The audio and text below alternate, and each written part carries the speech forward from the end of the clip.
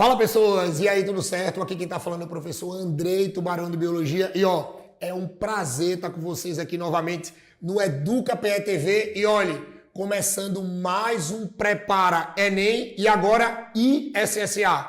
Já vou adiantando, tá? A gente vai junto com vocês do Enem até o SSA, beleza? Mas agora, dando ênfase no Enem, eu preciso que vocês fiquem muito ligados nas aulas de biologia aqui do Educa PE TV, porque ó, eu vou trazer para vocês os principais temas que vão cair no teu Enem. Ó, pode ter certeza que os principais temas que vocês vão encontrar no segundo domingo de prova do Enem, lá no Caderno de Natureza, vai ser aqui agora no Educa PE TV. Ei, na parte de biologia, vocês têm que garantir aquelas mais ou menos 15 questões de biologia que vai cair no Caderno de Natureza. Porque lembrem, tá? No Caderno de Natureza você tem biologia, química e física. E deixa eu contar um segredo. A salvação do teu Caderno de Natureza sou eu, tá? A salvação do teu Caderno de Natureza é biologia. Porque você sabe que química e física é pedreira, viu? E ó, biologia vai garantir os teus acertos. Então, eu preciso que vocês fiquem muito ligados aqui no Educa PE para que a gente consiga, preste atenção, gabaritar todas as questões de biologia do Enem. Tranquilo? E assim, hoje a gente vai falar um pouquinho sobre bioquímica, que é um assunto que todo ano está no Enem. Então eu vou te mostrar agora os principais pontos de bioquímica que vocês vão ter que saber. Eu vou te mostrar as principais partes de bioquímica que a gente vai usar. Tranquilo? Então, ó, enquanto eu estiver escrevendo no meu quadro, que vocês vão ver que meu amigo Léo daqui a pouco vai botar um quadro aí, toda vez que eu estiver escrevendo, primeiro vocês observam. Porque quando vocês observarem, vocês aprendem mais rápido. Porque eu juro que depois dá tempo de você tirar print. Não precisa estar copiando na hora que eu estiver falando, porque senão você não vai entender. Demora mais. E eu preciso que vocês entendam com rapidez, porque vocês vão ver que isso vai te ajudar lá na frente. Tranquilo? Então, ó, agora a gente vai trabalhar bioquímica, tá? Os principais pontos, ei, para tu não errar nenhuma questão no Enem. Então, lá, bota no quadro aí, Léo, por favor. Aí, assim, olha, como eu disse a vocês, hoje a gente vai ter que falar um pouquinho de bioquímica e, olha, começando daquela parte bem besta da bioquímica, eu preciso que vocês saibam assim, bioquímica, olha para o quadro, viu? Sempre que a gente trabalhar com isso aqui, vocês vão dizer que bioquímica é a parte da biologia.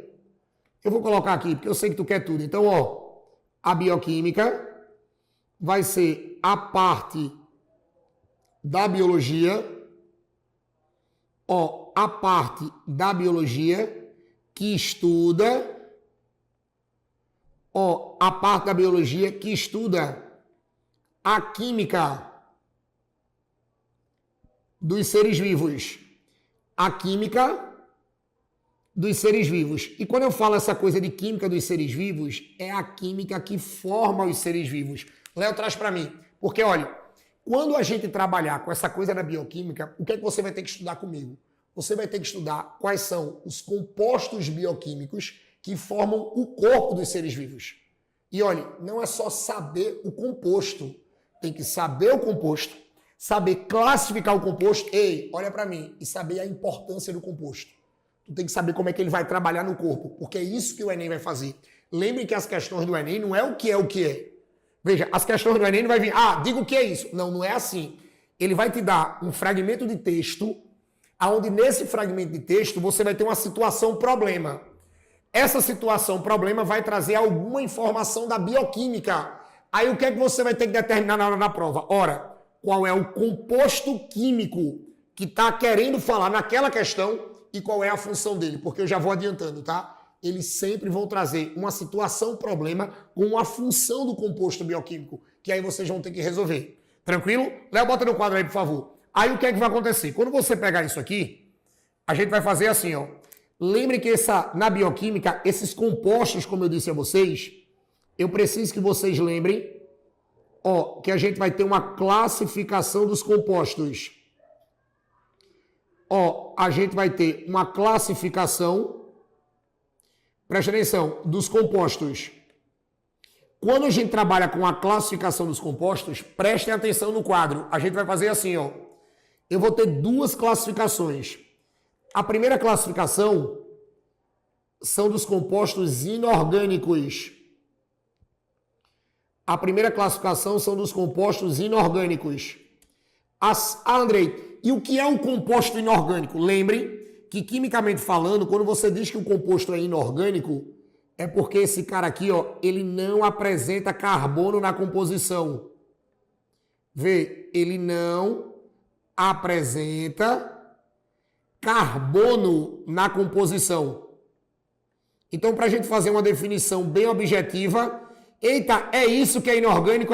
Meu filho, inorgânico é aquilo que não tem carbono na composição. Aí você pode dizer assim, tá, e quem são esses inorgânicos? Aí, olha, sempre que cobrarem de vocês os compostos inorgânicos, é aqui que a gente sempre vai trabalhar com a água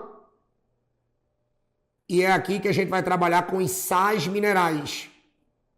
A gente vai ter a água e os sais minerais. Tomem cuidado com isso. Agora sim, se não for inorgânico, é só isso, Andrei? Não, meu filho. Lembre que a gente tem um segundo grupo.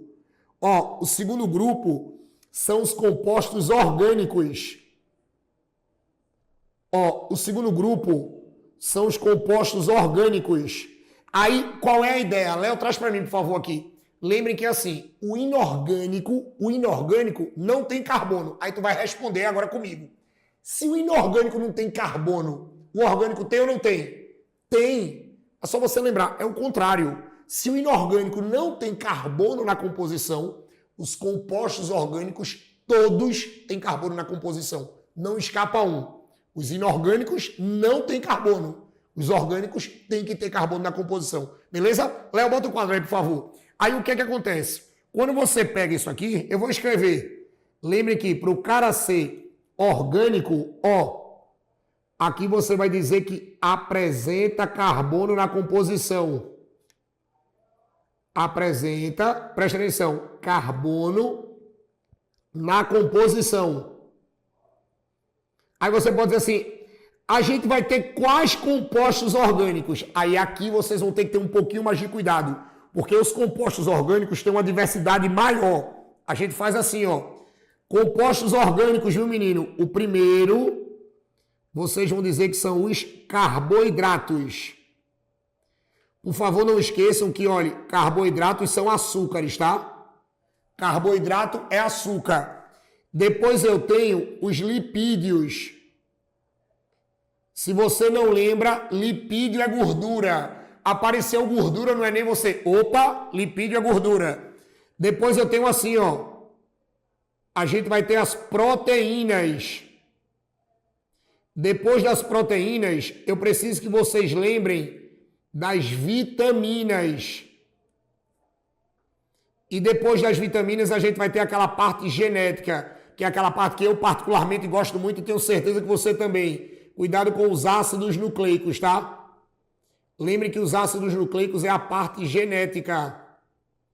A gente vai ter os ácidos nucleicos, que é aqui que você encontra o DNA e o RNA. Léo, traz para mim. Então, assim, vê. Quando a gente trabalhar com isso, a gente vai agora recapitular o que a gente fez. Lembrem, os compostos químicos que nós encontramos no corpo dos seres vivos, eles são classificados em inorgânicos e orgânicos. Os inorgânicos, ei, olha para mim, tem ou não tem carbono? Inorgânico, tem ou não tem? Isso, não tem. O inorgânico não tem carbono. Os orgânicos têm carbono. Quem são os inorgânicos? Olhem para mim, água e sal. Inorgânico é fácil, água e sal. Lembre que sal são os sais minerais, tá? Então, ó, água e os sais minerais. Quem são os orgânicos? Carboidrato, lipídio, proteína, vitamina e ácido nucleico. Lembrando que os carboidratos vocês também podem encontrar por aí como glicídios, tá? Glicídio e carboidrato é a mesma coisa, é açúcar. Então eu tenho, ó, orgânico, carboidrato ou glicídio, lipídio, proteína, vitamina e ácidos nucleicos. E olha, e a dica que eu já tinha dito, os ácidos nucleicos são os materiais genéticos. Porque, olha, quem são os ácidos nucleicos? DNA e RNA. E pode ter certeza, tá? Não falta nunca no Enem. Sempre a gente vai ter DNA e RNA no Enem. Sempre, sempre. Em algum lugar. Pode ser na genética, pode ser na biotecnologia, pode ser na bioquímica, mas a gente sempre encontra DNA e RNA. Tranquilo? Beleza? Léo, bota o quadro aí, por favor. Aí assim, depois que a gente deu uma passada nessa composição, o que é que eu vou precisar que vocês saibam? Claro que eu preciso que vocês saibam, ó, distribuir isso. A gente vai distribuir isso. Quando a gente vai fazer a distribuição, o que é que eu preciso que vocês saibam? Que a gente faça assim, ó. Eu preciso que vocês lembrem, olha para cá, tá? Da composição, ó, da composição química. Eu preciso que vocês lembrem da composição química das células. Aí você pode dizer assim, ah, Tubarão, mas como assim a composição química das células? Ô, monstro, quando eu falo composição química das células, é você saber qual é a distribuição, qual é a quantidade de cada composto dentro da célula. Aí a gente vai dividir assim, prestem atenção. Sempre a gente vai ter e vai fazer a comparação de dois tipos de célula.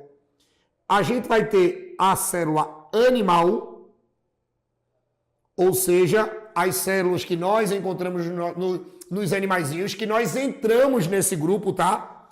E cuidado que a gente vai ter a célula vegetal. Ó, eu vou ter a célula vegetal. Eu tenho a célula animal e eu tenho a célula vegetal. O que é que eu vou precisar que vocês não esqueçam mais nunca? É assim, toda vez que você pegar a célula animal, preste atenção, você vai dizer que a célula animal, ela apresenta, olha o que é que eu vou colocar aqui, tá? Mais ou menos 70% da composição dessa célula, olha, é água. Léo, traz para mim, por favor. E olha, quando eu boto assim, mais ou menos, é porque não é um número exato, tá? Ah, Andrei, tu falou 70 lá no Educa PE-TV, lá no Prepara tu falou 70. No meu livro tá falando 75. Na escola tem 80. Meu filho, varia, viu? É por isso que eu tô botando mais ou menos. Mas vai ficar sempre na casa de 70. Agora, claro que no nosso próprio corpo, tem célula que tem mais água, tem célula que tem menos água. E deixa eu dar uma dica. Se tiver muita água, é porque ela trabalha muito. Se tiver pouca água, ela trabalha pouco. Por exemplo, o neurônio, que é uma célula do sistema nervoso. O neurônio é uma célula que trabalha muito. Porque o sistema nervoso é o sistema que mais trabalha no corpo. Então pode ter certeza que a água que eu tenho, a quantidade de água que eu tenho no neurônio é absurda. Porque é uma célula que trabalha muito. Aí vamos lá, uma célula do osso, um osteócito. Um osteócito é uma célula do osso. Com certeza o metabolismo dela é muito menor do que o do neurônio. Como o metabolismo dela é muito menor do que o do neurônio, tenho certeza que ela vai ter menos água, tá? Lembrem, se trabalha muito, tem mais água. Se trabalha pouco, tem menos água. Eu estou falando isso para não ficar naquele decoreba. Ah, o Tubarão de 70%, Andrei de 70%, só pode ser 70%. Não, é mais ou menos. Lembre que tem esse fator de variação, tá? Léo, bota no quadro aí, por favor. Aí assim, eu tenho 70% de água na célula animal. Na célula vegetal, a gente vai fazer assim, ó. Na célula vegetal, isso aqui pode variar. A gente vai colocar mais ou menos 80% de água. Olha, mais ou menos 80% de água. Aí, uma coisa você já consegue definir. E uma coisa você já consegue interpretar. Olha, água na célula animal e água na célula vegetal. Traz para mim, Léo, de novo, por favor. Lembre, água nunca vai perder de ninguém. Água nunca vai perder de ninguém. Nunca. A água sempre é o composto mais encontrado em qualquer célula. Olha para cá. Água sempre vai ser o composto mais encontrado em qualquer tipo de célula. Não tem como perder isso. Ah, André, não tem um composto maior do que água, não? Tem não, meu filho. O composto mais importante que a gente tem no corpo é água. Ninguém ganha para água. Ninguém. Sempre a água vai... E olha, é tanto no animal como no vegetal, tá? Não tem composto mais encontrado do que no animal e não tem composto mais encontrado na vegetal. A água ganha para todo mundo. Independente se é inorgânico, se é orgânico, a água sempre ganha. Sempre. Léo, bota no quadro de novo. Agora vê como é que vai mudar um pouquinho, tá? Quando você sai da água, aí vê. Eu preciso que você saiba que depois da água, na célula animal, quem vai ser encontrado em maior quantidade são as proteínas. Pode ter certeza que no teu corpo e nas tuas células você vai ter mais ou menos 15% de proteínas. você vai ter mais ou menos 15% de proteínas. Aí você pode até me perguntar assim, ô Andrei, mas por que eu vou ter tanta proteína depois da água? Porque, olha, água ninguém mexe. A água ninguém mexe. A água sempre ganha. Mas por que a água sempre vai ganhar? Ah, porque a água é mais importante. E por que a proteína vem depois da água? Por que é a proteína que ganha? Você vai ter que lembrar que quando a gente fala da proteína, sempre vocês vão dizer que a proteína, ela é o composto mais encontrado numa célula animal depois da água. E se alguém cobrar de vocês por que isso aqui, vocês vão dizer que isso aqui, ó, é por causa de uma diversidade. Ó, é porque isso aqui vem de uma diversidade funcional. Aí você pode dizer assim, ah, Tubarão, mas o que é assim diversidade funcional? Léo, traz para mim. Quando você traz essa coisa de diversidade funcional, pode ter certeza, tá? A proteína no nosso corpo, ela trabalha de N maneiras. A proteína, ela pode trabalhar na parte energética, a proteína vai trabalhar na parte estrutural, a proteína vai trabalhar no transporte de substâncias, a proteína vai trabalhar na defesa do corpo, a proteína vai trabalhar na aceleração de reações químicas, a proteína vai trabalhar na pigmentação do corpo, lembre que pigmentação é da cor, a proteína vai trabalhar no controle hídrico, a proteína vai trabalhar na regulação, que é exatamente no trabalho dos hormônios, a proteína vai trabalhar na contração. Ei, os nossos músculos só contraem por causa das proteínas. Os nossos músculos só contraem por causa das proteínas. Então, não pode esquecer disso. Olha, célula animal é assim. Primeiro, sempre, água. Segundo, proteínas. Por que as proteínas? Ei, por causa da diversidade funcional. Todas essas funções que eu acabei de falar. Beleza? Léo, bota no quadro aí de novo. Agora quando você vai para o vegetal, eu disse a vocês, a água nunca perde. Mas você pode dizer assim, Andrei, e depois da água no vegetal, quem é que ganha? Tá aqui, meu filho. Ó, aqui você vai ter assim, mais ou menos 20% são os carboidratos. É açúcar. Eu vou escrever aqui. Lembrem que carboidrato é a mesma coisa que glicídios. Aí eles podem perguntar a mesma pergunta que eu fiz para o animal. Ah, mas por que eu vou ter tanto carboidrato na planta depois da água? Olhe, o segundo lugar na planta vai ser, veja, vai ser o carboidrato, porque aqui vocês vão dizer que esse cara, ó, ele vai ter uma função estrutural, ele vai ter uma função estrutural e ele vai ter uma função energética. Ó, ele vai ter uma função energética. Tomem cuidado com isso. Eu vou ter uma funçãozinha energética. Aí você pode dizer assim, como assim estrutura energética? Léo, traz para mim, por favor. Veja, quando a gente diz que depois da água é o carboidrato que predomina numa célula vegetal, primeiro, você tem que lembrar que a célula vegetal é diferente da célula animal, porque, olha, na célula animal você só tem membrana plasmática. Na célula vegetal você vai ter membrana e parede celular. E, olha, a parede celular do vegetal é feita de celulose. E celulose da rigidez é açúcar. Então você pode ter certeza que eu tenho açúcar em toda a estrutura vegetal, porque aonde tem célula tem parede celular. Aonde tem parede celular, tem celulose. E celulose é açúcar. E fora isso, lembrem que a plantinha produz açúcar na fotossíntese. A plantinha produz glicose na fotossíntese, que é a forma de nutrição dela. E quando ela não usa aquela glicose, ela armazena na forma de amido. Ela armazena na forma de amido. Por isso que depois da água eu tenho muito carboidrato dos vegetais.